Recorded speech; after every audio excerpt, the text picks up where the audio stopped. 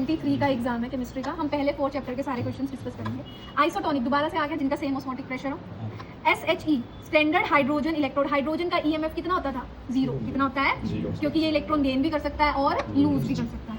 Order identify करना है, K की वैल्यू गिवन होगी आपको। अगर यूनिट्स दे रखी है सेकंड इनवर्स, क्या दे रखी है? तो मतलब मोल पर लीटर क्या है? 0। क्या है?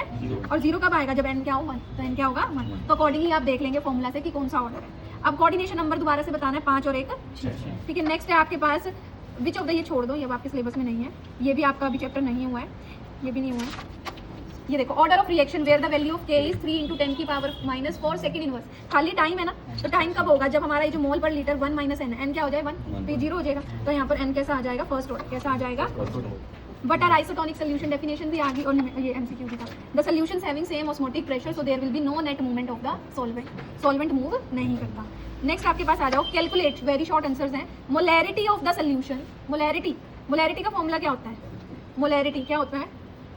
मोलैरिटी का formula number of moles of solute upon में volume, N2/V। Number of moles, अब हम देखते हैं, देखो NaOH गिवन है कितने ग्राम? 4 ग्राम। तो मतलब हमें W2 गिवन है 4 ग्राम। M2 मोलर मास निकाल सकते हैं NaOH का, कितना आ जाएगा? सोडियम 23, ऑक्सीजन 16, हाइड्रोजन 1, कितना आ गया? 40। ये क्या आ गया? Molar mass. क्या आ गया? Molar mass. In 200 ml, volume कितना गिवन है? 200 ml। इसको लीटर में बदलेंगे तो 1000 से डिवाइड कर देंगे, 200/1000। अब हमें क्या निकालना है? N2 क्या होता है? Given mass upon molar. Given कितना है? 4, मोलर कितना है? 40, वॉल्यूम कितना है? 200 अपॉन में 1000। तो सॉल्व कर लेना, आपके पास मोलैरिटी आ जाएगी।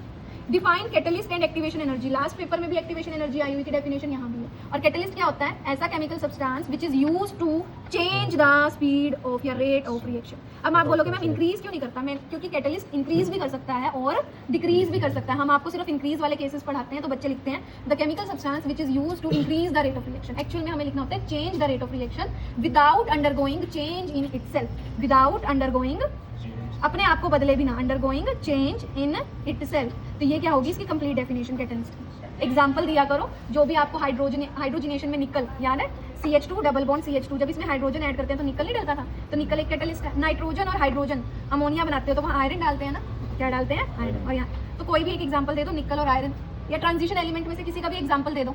ठीक है, नेक्स्ट है कोऑर्डिनेशन नंबर नहीं करवाया, ये क्वेश्चन भी 4th 5th 6th क्वेश्चन देखिए। Why transition metals and many of their compound shows paramagnetic behaviour. Paramagnetic means they have unpaired electron, because simple लिखोगे, because they have unpaired electron, है ना, and due to the presence of unpaired electron they are paramagnetic in nature. Next है Kolbe's reaction, organic है। Higher boiling point of ethanol in comparison to methoxymethane, ये भी organic का है। Sandmeyer reaction organic है। State Henry's law, solution chapter का है, chapter 1। Henry's law क्या होता है? That the amount of gas, कितनी गैस हम डाल रहे हैं in given volume of liquid at constant temperature, मैंने बताया था टेम्परेचर कांस्टेंट होना चाहिए, is directly proportional to the pressure applied. Amount of gas is directly proportional to the pressure applied. Amount किस में ली जाती है? मोल्स में, और प्रेशर पार्शियल में, तो PA = KH × XA। A है एनी गैस, क्या है? Any gas. फॉर्मूला भी लिखना है, डिफाइन भी लिखनी है, और 2 एप्लीकेशन भी बतानी है, 3 मार्क्स में है।